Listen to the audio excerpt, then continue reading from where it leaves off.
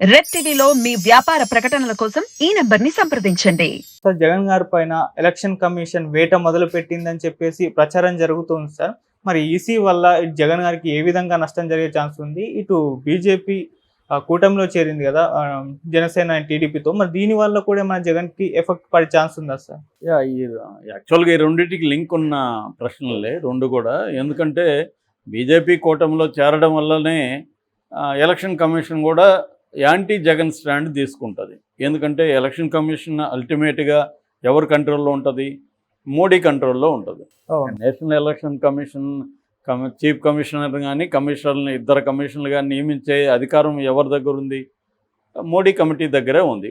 దానికి అధ్యక్షుడు మోడీని, ఇంకొకరేమో ఒక మినిస్టరు, మూడో వ్యక్తి ఏమో అధీర్ రంజన్, అంటే leader of the opposition in parliament. Okay, ముగ్గురుతో కూడిన కమిటీ. ముగ్గురులో ఇద్దరు ఏం చెప్తే అదే కదా ఫైనల్.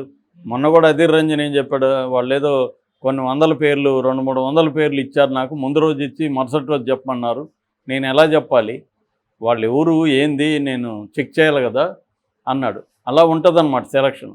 కాబట్టి ఫైనల్గా ఎలక్షన్ కమిషన్ అనేది మోడీ ఆధ్వర్యంలో పనిచేస్తుంది.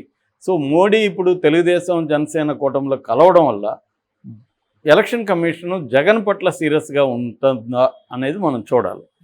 ప్రస్తుతం అయితే సీరియస్గానే ఉందని మనకు అర్థమవుతుంది. ఎందుకంటే మొత్తం సచివాలయం కావచ్చు, సెక్రటేరియట్ కావచ్చు, అన్ని చోట్ల ఉండే హోర్డింగ్స్ని తీయిస్తూ ఉంది.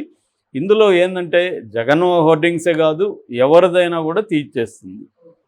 అయితే జగన్ నేచురల్గా జగన్ ఎక్కువ ఉంటాయి. గవర్నమెంట్ జగన్ది కాబట్టి అనేక గవర్నమెంట్ ఆఫీసుల దగ్గర ఇవన్నీ కూడా జగన్వే ఎక్కువ ఉన్నాయి.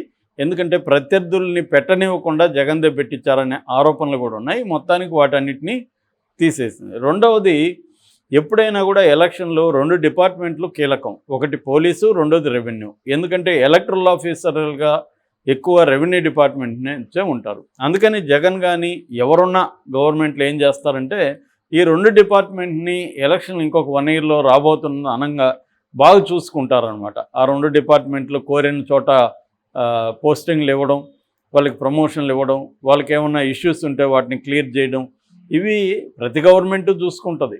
ఎందుకంటే వాళ్ళకి తెలుసు కాబట్టి. అలాగే జగన్ కూడా అదే పని చేశాడు. జగన్ కూడా రెవెన్యూ డిపార్ట్మెంట్ వాళ్ళు ఏం కోరికలు కోరినా వాళ్ళకి వాటిని నెరవేర్చడం, ఇవన్నీ జగన్ కూడా చేశాడు. దాదాపు 42,000 ఫిర్యాదులు వస్తాయి జగన్ మీద, జగన్ ప్రభుత్వానికి సంబంధించి ఈ విషయాల్లో. అందులో 90% రెవెన్యూ డిపార్ట్మెంట్ మీదనే వచ్చాయి. అంటే తెలుగుదేశం మేజర్గా ఈ ఫిర్యాదులను చేసింది. అంటే అర్థం చేసుకోవచ్చు, అంటే జగన్ ఏ రకంగా రెవెన్యూ యంత్రాంగాన్ని తనకు అనుకూలంగా ప్లాన్ చేసుకుంటా వచ్చాడు అనేది అర్థమవుతుంది. అయితే ఇది జగన్ కూడా చేస్తాడా? ప్రపంచంలో వేరే వాళ్ళు చేయరంటే దేశంలో అన్ని చోట్ల ఇదే చేస్తారు. జగన్ కూడా చేశాడు. ప్రతిపక్షాల్లో ఉన్నప్పుడు జగన్ కూడా ప్రతిపక్షాల్లో ఉన్నప్పుడు చంద్రబాబు మీద ఇదే ఆరోపణలు చేశాడు. ఇప్పుడు చంద్రబాబు జగన్ మీద ఇదే ఆరోపణలు చేస్తున్నాడు, పవన్ కళ్యాణ్ వీళ్ళందరూ. సో దాంతో ఇప్పుడు రంగంలోకి దిగింది ఈసీ. కోర్టు నిన్న వచ్చింది కాబట్టి ముఖ్యంగా ఎక్కడెక్కడ అధికారులు జగన్కి కొమ్ము కాస్తున్నారు, కుమ్మక్కయ్యారు అన్న ఆరోపణలు ఉన్నాయో వాళ్ళ మీద నజర్ అనేది ఈసీ పెట్టింది. ఓకే, ఫర్ ఎగ్జాంపుల్ మొన్న పార్వతీపురం మన్యం జిల్లాలో వీరఘట్టం దగ్గర పోలీసులు కవాతు చేశారు. ఆ కవాతులో వైసీపీకి చెందిన లక్ష్మణరావు అనే నాయకుడు పాల్గొన్నాడు. దాంతో కలెక్టర్ ఏం చేశాడంటే ఎస్ఐ గోవిందరావును సస్పెండ్ చేశాడు. ఎందుకంటే పోలీసుల కవాతులు వైసీపీ వాళ్ళకి ఏం పని, అది ఆల్రెడీ సస్పెండ్ చేశారు. అట్లాగే శ్రీకాకుళం జిల్లా కొత్తూరు మండలంలో డిమిలీ గ్రామ రెవెన్యూ అధికారి కె రమేష్ ఏం చేస్తున్నాడు అంటే వైసీపీకి తరఫున ప్రచారమే చేస్తున్నాడు. సో అతన్ని కూడా కలెక్టర్ సస్పెండ్ చేశాడు. అట్లాగే ఎలక్టరల్ అధికారులుగా నియమించబడే రెవెన్యూ అధికారులు ఎక్కడైనా పొరపాటు చేస్తుంటే వాళ్ళ మీద అంతా కూడా కలెక్టర్లు నిఘా పెట్టమని ఈసీ ఆదేశించింది. యాక్చువల్గా మనకు తిరుపతి ఉప ఎన్నికలప్పుడు కూడా అనేక అవకతవకలు జరిగాయని ఈసీ వాళ్ళ మీద కూడా కొరడా విధించింది, కొంతమంది సస్పెండ్ చేసింది. ఒక ఐఏఎస్ ఆఫీసర్ మీద, అధికారుల మీద విచారణ కూడా మొదలుపెట్టింది. సో ఈసీ అయితే సీరియస్గానే ఉంది. మామూలుగా కూడా ఈసీ అలాగే పనిచేయాలి ఎక్కడైనా. అయితే ఇప్పుడు ఏంటంటే అసలు చంద్రబాబు బీజేపీతో పొత్తు పెట్టుకోవడం వెనక ప్రధాన ఉద్దేశం ఏంటి? రాష్ట్రానికి ఉపయోగమా బీజేపీ వల్ల? ఈ 10 ఏళ్లలో బీజేపీ చేసింది ఏమీ లేదు రాష్ట్రానికి. దానికోసం ఇప్పుడు చంద్రబాబు పొత్తు పెట్టుకుంటే అందరూ అడుగుతారు కదా, నువ్వే కదా విమర్శించావు, నువ్వే కదా ధర్మ పోరాట దీక్షలు చేసావు బీజేపీ క్యాంటీన్గా 5 ఏళ్లకు ముందు. మరి ఇప్పుడు బీజేపీ ఏమీ హామీలు ఇచ్చిందని బీజేపీతో నువ్వు పొత్తు పెట్టుకుంటున్నావు అని అడుగుతున్నారు. ఆయన కూడా ప్రత్యేక హోదా తప్ప అన్నీ సాధించగలిగాము అంటున్నాడు, కానీ ఏమి సాధించామని చెప్పలేదు స్పెసిఫిక్గా. సో ఇటువంటి ప్రాబ్లంలు ఉన్నా కూడా ఆయన ఎందుకు పొత్తు పెట్టుకున్నాడంటే ప్రధానంగా 2 విషయాలు. ఒకటి, ఎన్నికలలో పోల్ మేనేజ్మెంట్కి జగన్ ఎదుర్కోవాలంటే బీజేపీ తనకు అండ ఉంటే ఎలక్షన్ కమిషన్ జగన్కి యాంటీగా స్ట్రిక్ట్గా ఉంటుంది. అప్పుడు మనం ఒక లెవెల్ ప్లేయింగ్ గ్రౌండ్ అంటారు, అంటే అందరికి కూడా ఈక్వల్గా ఉండాలి ఎలక్షన్లు అనేవి, ఆపర్చునిటీస్ ఒకరికి అనుకూలంగా ఉండకూడదు. అధికారంలో ఉన్నారు కాబట్టి వాళ్ళకి అనుకూలంగా ఉండకూడదు. అలా లెవెల్ ప్లేయింగ్ గ్రౌండ్ని అందరికీ కల్పించడమే ఈసీ బాధ్యత. కానీ దేశంలో ఎక్కడ చూసినా మోడీకి అనుకూలంగానే ఈసీ వ్యవహరిస్తూ ఉంటుంది, అందులో డౌట్ లేదు.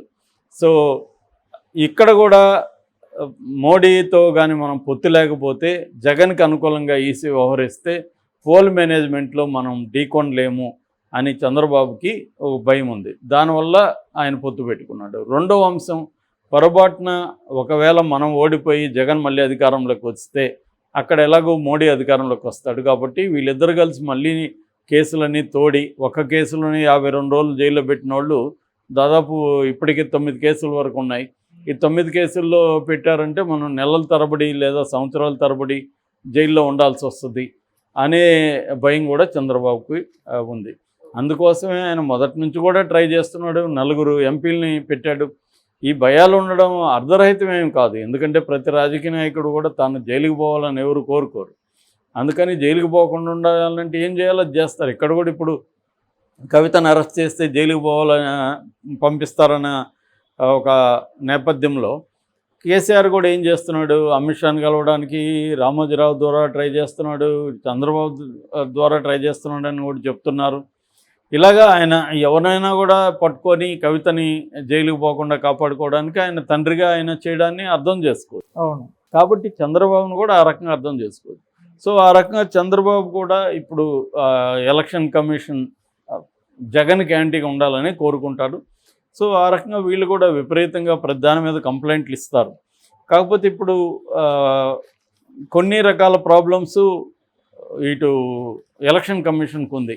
ముఖ్యంగా ఏంటంటే సచివాలయాలు కావచ్చు, ఆర్బీకే సెంటర్లు కావచ్చు, గ్రామాల్లో ఉండే గ్రామ పంచాయతీ భవనాలు కావచ్చు, వీటన్నిటి మీద వైసీపీ రంగులే ఉన్నాయి, జగన్ ఫోటోనే ఉంది.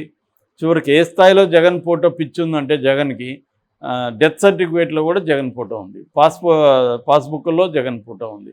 నిజానికి వాటన్నిటిలో ఉండాల్సిన అవసరం లేదు, కానీ విచ్చలవిడిగా పోటీలు పడి చేస్తున్నారు. అది సుప్రీంకోర్టులో కూడా ఈ విషయం మీద అనేకసార్లు కేసులు వేశారు, పిటిషన్లు వేశారు. హైకోర్టులో కూడా జగన్ మీద కూడా ఆమోదించారు.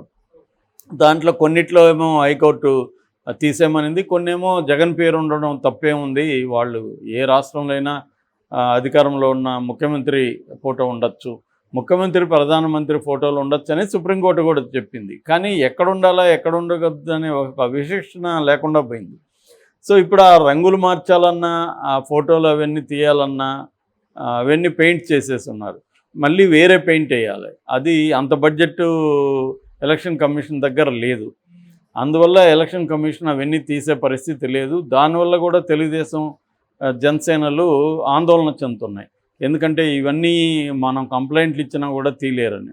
రెండోది ఏంటంటే దొంగ ఓట్లు పెద్ద ఎత్తున వచ్చాయని చెప్తున్నారు. దొంగ ఓట్లు కావచ్చు, 2 ఓట్లు ఒకరికే ఉండడం, అది ఇటు తెలుగుదేశం వాళ్ళకి 2 ఓట్లు ఉన్నాయనేది వైసీపీ ఆరోపణ. అందుకని వైసీపీ ఎప్పటి నుంచో కూడా ఒక డిమాండ్ చేస్తుంది, తెలంగాణ ఆంధ్రాకి ఒకేసారి ఓట్లు ఎలక్షన్ పెట్టండి అని. అది అలాగే పెట్టారు. కానీ దానివల్ల ఇప్పుడు హార్డ్ కోర్ చంద్రబాబు సపోర్టర్లు ఏం చేస్తారు, తెలంగాణలో ఓటేసేదానికంటే కూడా ఆంధ్రాలోనే ఓటేయడం వాళ్ళకి ఇంపార్టెంట్, కాబట్టి ఇక్కడ నుంచి వెళ్ళిపోతారు. దానివల్ల ఇక్కడ రేవంత్ రెడ్డికి దెబ్బ తగులుతుందనేది కూడా ఒక వాదన వచ్చింది. ఎందుకంటే వాళ్ళంతా ఇక్కడ ఉంటే రేవంత్ రెడ్డికి వేసేవాళ్ళు, కాంగ్రెస్కి వేసేవాళ్ళు. వీళ్ళు ఇప్పుడు అక్కడికి వెళ్ళిపోవడం వల్ల రేవంత్ రెడ్డికి ఇక్కడ ఇబ్బంది అనేది కూడా అంటున్నారు. ఏదేమైనా ఈ ఎలక్షన్ అయ్యే లోపల ఇంకా ఎన్ని ఇట్లాంటి కథనాలు వస్తాయనేది చూడాలి.